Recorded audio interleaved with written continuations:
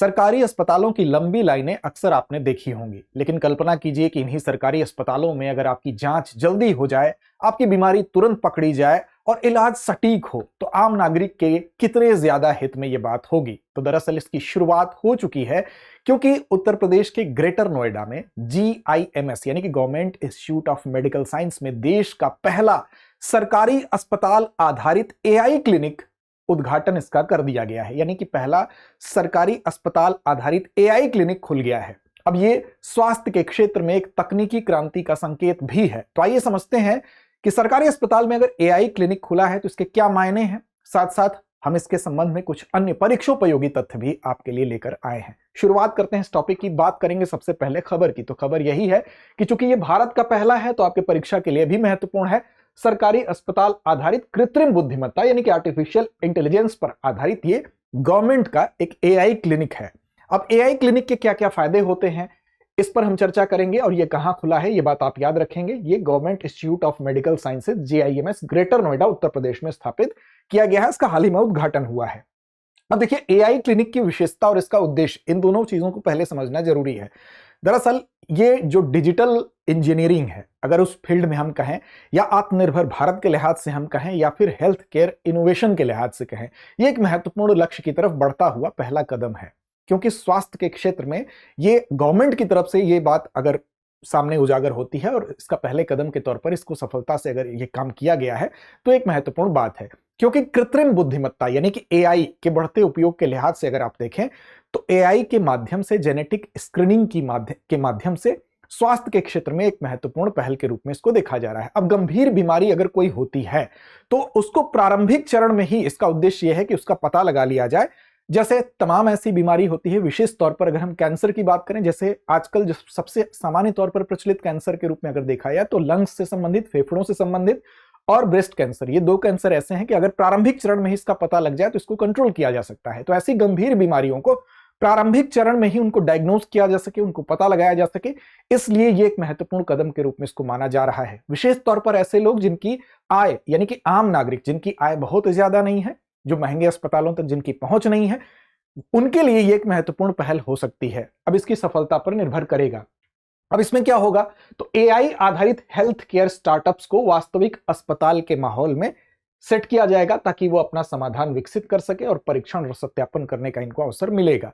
दरअसल इसके माध्यम से AI का उपयोग इन क्लिनिक्स में होगा और यहां पर जो भी गंभीर बीमारी होंगी उसको प्रारंभिक चरण में डायग्नोस करने के साथ साथ तमाम वो टेस्ट, जिसमें विशेष तौर पर अगर हम बात करें तो जैसे ब्लड टेस्ट हो गया, एक्सरे हो गया, या अल्ट्रासाउंड हो गया, या आप कह सकते हैं CT स्कैन हो गया, MRI हो गया, इन सारे टेस्ट में अगर कोई जटिलता होती है उसको उसका कंक्लूजन निकालने में अभी जो मानव आधारित जो चीजें होती हैं तो उसमें समय लगता है, टाइम टेकिंग होता है।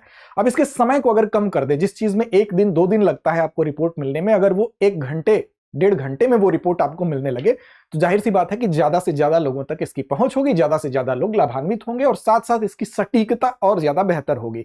अब इसमें देखिए इसका प्रमुख फोकस क्षेत्र क्या है, तो medical imaging, clinical decision support system और डेटा आधारित स्वास्थ्य सेवाएं। एक एक करके समझते हैं। तो देखिए, मेडिकल इमेजिंग का मतलब, जैसे मान लीजिए आपने कोई एक्सरे कराया या आपने कोई अल्ट्रासाउंड कराया, तो उसमें जो इमेज आती है उस इमेज का विश्लेषण करने में, जैसे मान लीजिए कोई बहुत छोटी सी माइनर सी प्रॉब्लम है जो कि हमारे आंखों से, मनुष्य के आंखों से उसको देखने में, खोजने में असुविधा हो रही है, समय लग रहा है, ऐसी दशा में AI का इस्तेमाल यहां पर उसको तुरंत खोजने में सहायक होगा और माइनर से माइनर चीजों को भी जल्दी पकड़ के जल्दी डायग्नोस करने में यह सहायता करेगा। तो पहली चीज तो यह हो गई कि मेडिकल इमेजिंग में यह सहायक होगा। क्लिनिकल डिसीजन सपोर्ट का मतलब कि अगर कोई चीज ऐसी है जिसका विश्लेषण करने में ज्यादा समय लग रहा है तो क्लिनिकल डिसीजन लेने में भी AI सपोर्ट करेगा। और इस तरह से अगर किसी भी चीज की, किसी भी व्यक्ति की अगर ये देखना है कि उसका जेनेटिकल डेटा क्या है, उसकी जीवन शैली कैसी रही है, उसका मेडिकल हिस्ट्री क्या रहा है, और सभी चीजों का विश्लेषण करते हुए किस दवा को चलाया जा सकता है कि इसको बंद करना सही होगा और इसको किस अन्य जांच के दायरे में लाना उचित होगा, ये सारे डिसीजन लेने में क्लिनिकल डिसीजन सपोर्ट में इसकी महत्वपूर्ण भूमिका होने वाली है, जिससे कि समय भी कम लगेगा और सटीक तरीके से निर्णय पे पहुंचा भी जा सकता है। डेटा आधारित स्वास्थ्य सेवाएं जो होंगी वो बेहतर होंगी, क्योंकि इसमें ज्यादा डेटा जो है वो उसका विश्लेषण बहुत कम समय में संभव होगा। अब विशेष तौर पर इसको तैयार किसके द्वारा किया गया है ये भी देख लेंगे।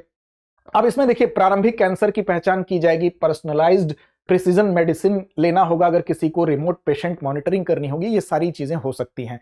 इसको आईआईटी कानपुर, आईआईटी मद्रास और साथ साथ ट्रिपल आईटी लखनऊ के द्वारा इसको तैयार करने में इनकी सहायता यहां पर ली गई है। अब देखिए, इसकी अगर बात हम करें तो प्रारंभिक कैंसर की पहचान जो शुरू में ही आपको बताया गया, पर्सनलाइज्ड प्रिसीजन, अगर कोई विशेष व्यक्ति है उससे संबंधित उसकी सारी केस हिस्ट्री, उसकी सारी पीछे की जो भी जीवन शैली रही है, उसकी जो भी दवाएं चली हैं, उससे संबंधित सारा डेटा अगर एक जगह संग्रहित है तो उसका विश्लेषण करके तुरंत निर्णय लेने में यह मदद करेगा। अब इस तरह से एआई क्लिनिक जो पहला आपका पूरे इंडिया का गवर्नमेंट क्षेत्र में आधारित जो पहला क्लिनिक खुला है, वो एक महत्वपूर्ण पहल के रूप में, अगर ये सफल होता है तो इसकी संख्या हमें आने वाले दिनों में और ज्यादा मिलेगी और इसका एक गुणात्मक परिवर्तन बहुत जल्दी स्वास्थ्य के क्षेत्र में दिखाई देगा। विशेष तौर पर भारत का जो एआई मिशन है, इंडिया एआई मिशन है, वास्तव में उसमें जो फोकस है मुख्य 3 क्षेत्रों को ध्यान में रखते हुए उस पर फोकस किया गया है, जिसमें कि पहला स्वास्थ्य, दूसरा कृषि और तीसरा शासन प्रशासन के क्षेत्र में है। तो इसमें स्वास्थ्य के क्षेत्र में ये एक महत्वपूर्ण कदम के रूप में इसको आप देख सकते हैं। आगे बढ़ेंगे, इंडिया एआई मिशन पर भी चर्चा करेंगे, लेकिन उससे पहले आपके लिए सूचना है कि दृष्टि आईएएस की तरफ से हम आपके लिए लेकर आए हैं बहुत ही शानदार कोर्स। शानदार क्यों है? तो दरअसल इस कोर्स का नाम है GS studio foundation course, live online course है। इसमें आपकी जीएस की संपूर्ण तैयारी जो है प्रीलिम्स से लेकर मेंस तक, आपकी जो बुनियादी तैयारी है वो हो रही है केवल 24,999 रुपए में। और वास्तव में ये भी उसकी कीमत नहीं है, क्योंकि इसके बाद अगर आप ऑफलाइन बैच में जब भी एडमिशन लेंगे तो वहां पर ये पूरी फीस आपकी एडजस्ट कर दी जाएगी। तो एक तरह से ये निःशुल्क हुआ। क्या क्या सुविधाएं हैं? तो 1250 प्लस घंटों की कक्षा मिलेगी, 2 साल के करंट अफेयर्स की क्लासेस का एक्सेस मिलेगा, उसके अलावा इसका आपको प्रिंटेड मटेरियल भी मिलेगा, साथ साथ आपको 18 टेस्ट भी देने को मिलेंगे प्रीलिम्स मेंस के, और सारी बुक्स और जो भी मटेरियल्स होते हैं तो प्रोवाइड कराए ही जाएंगे। इसके अलावा ये बैच जो है आपका, इसका हिंदी, इंग्लिश और इंग्लिश तीनों में है। अब इस छूट पर भी अगर आप AMITABH ये कूपन कोड अप्लाई करते हैं दृष्टि लर्निंग ऐप पर जाकर, तो इस फीस में भी आपको अतिरिक्त डिस्काउंट मिलेगा। अब देखिए, बैच के संबंध में देखते हैं तो हिंदी माध्यम का बैच 5 जनवरी दोपहर 2 बजे से, इंग्लिश मीडियम 6 जनवरी 3 बजे और इंग्लिश मीडियम 7 जनवरी 6 बजे से प्रारंभ हो रहा है। कूपन कोड अमिताभ से अतिरिक्त छूट का लाभ आप उठा पाएंगे। अब देखिए, इंडिया एआई मिशन की चर्चा हो जाए, जिसके अंतर्गत ये पूरा का पूरा हम सिस्टम, एक इकोसिस्टम डेवलप करने की बात करते हैं। तो इंडिया एआई मिशन क्या है? तो एक राष्ट्रीय पहल है, यानी कि एआई इकोसिस्टम को मजबूत कैसे बनाया जाए, इसके लिए राष्ट्रीय स्तर पर जो पहल की गई उसका नाम है इंडिया एआई मिशन। अब इसका क्या है? तो इसमें एआई का जो बुनियादी ढांचा है, यानी इंफ्रास्ट्रक्चर है, उसको कैसे डेवलप किया जाए, उसके लिए ही यह मिशन शुरू किया गया है। यानी कि इसके तहत एआई प्रणाली का विकास होगा, जो परिरक्षण उसका कैसे हो सकता है, उसको परीक्षण कैसे हो सकता है, इसके लिए जो परिनियोजन है वो कैसे हो सकता है, और साथ साथ आवश्यक बुनियादी ढांचा कैसे डेवलप किया जा सकता है, ये सारी चीजों को करना इसका लक्ष्य है। उद्देश्य क्या है? तो मजबूत एआई कंप्यूटिंग इंफ्रास्ट्रक्चर को डेवलप करना, और जो भी रिसर्चर्स हैं, जो शोधकर्ता हैं इस क्षेत्र में, उन शोधकर्ताओं को, जो स्टार्टअप्स करने वाले लोग हैं, उनको कैसे ज्यादा से ज्यादा सहयोग दिया जा सके, इसीलिए इंडिया एआई मिशन की शुरुआत की गई है। अब इसमें क्या होगा? तो इसमें जो डेटा गुणवत्ता में सुधार करना, ताकि हमारे पास जो डेटा की गुणवत्ता है वो जितनी बेहतर होगी, हम उसके डेटा के गुणवत्ता को बेहतर तरीके से जितना हम विश्लेषण उसका कर पाएंगे, जितना हमारे पास ज्यादा डेटा होगा उतना ज्यादा एआई हमारा कारगर होगा। तो उसमें सुधार करना है। साथ साथ जो स्वदेशी एआई प्रौद्योगिकी है वो कैसे ज्यादा उन्नत हो सके, इस पर ध्यान केंद्रित करना है। शीर्ष वैश्विक जो प्रतिभाएं हैं उनको हम भारत की तरफ कैसे आकर्षित कर पाए, भारत में उनको अवसर दें।